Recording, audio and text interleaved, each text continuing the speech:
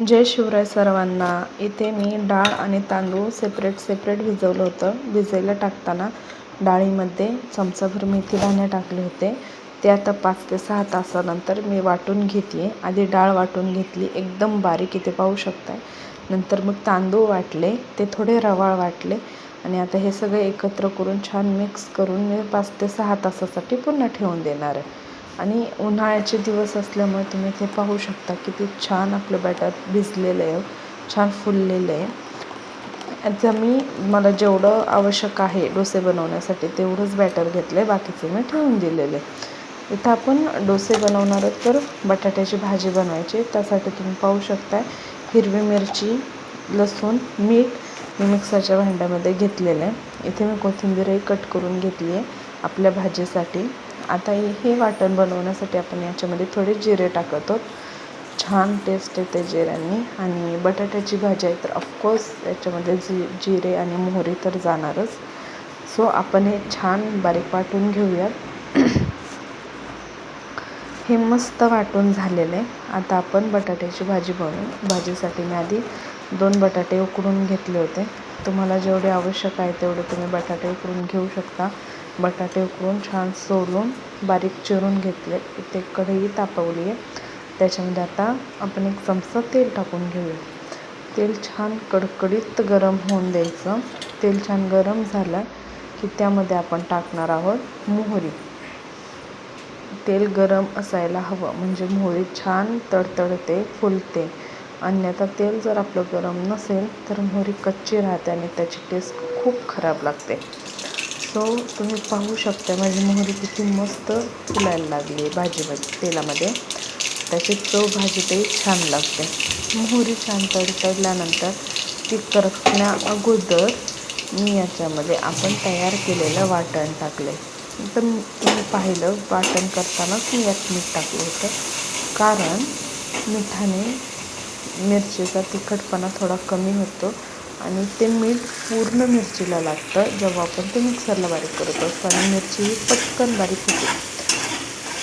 आणि जर आपण ते मिक्सरला बारीक करताना मीठ नाही टाकलं तर आपण मिरची तेलात टाकल्यावर लगेच मीठ टाकून द्यायचं, म्हणजे त्याचा तिखटपणा कमी होतो आणि मीठ सर्वत्र लागलं जातं. आता आपली मिरची छान परतली आहे तर मी याच्यामध्ये गरजेपुरती हळद टाकते आहे. अगदी अर्धा चमचा, पाव चमचा म्हणू शकतो आपण. पोह्याचा जो चमचा आहे तो पाव चमचा. ही हळद आमची घरची आहे.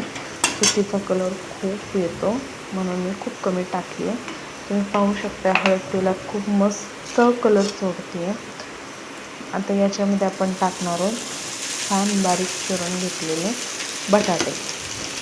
पण हे जरी मी बारीक काप केले असले तरीसुद्धा आपण परतत असताना ते छान स्मॅश करायचे. एकदम जेवढं पॉसिबल आहे तेवढं ते बारीक करायचे. हलवत इथे काही स्मॅशरची वगैरे गरज नाही आहे आपल्याला. मी या उलटण्यानेच ते स्मॅश करणार आहे. तुम्ही पाहू शकता आपल्या भाजीला हळूहळू मस्त हळदीचा मिरचीचा रंग येत चालला. खूप छान होते ही भाजी.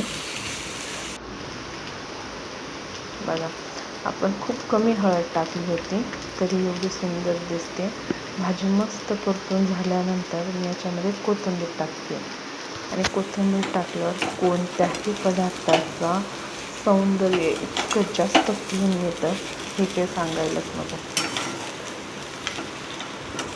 तुम्ही पाहू शकताय आपली भाजी इथे रेडी झालेली आहे. आता आपल्याला बनवायचे डोसे. तर डोसे बनवण्यासाठी आपण भाजी साईडला ठेवून देऊया आणि बॅटर घेऊया.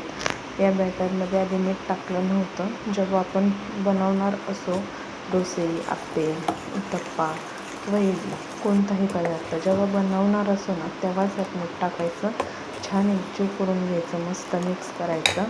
इकडे आता मी तवा ठेवलेला आहे गरम व्हायला. मस्त कडकडीत गरम झाला की मग यावर आपण तेल टाकून घेऊयात.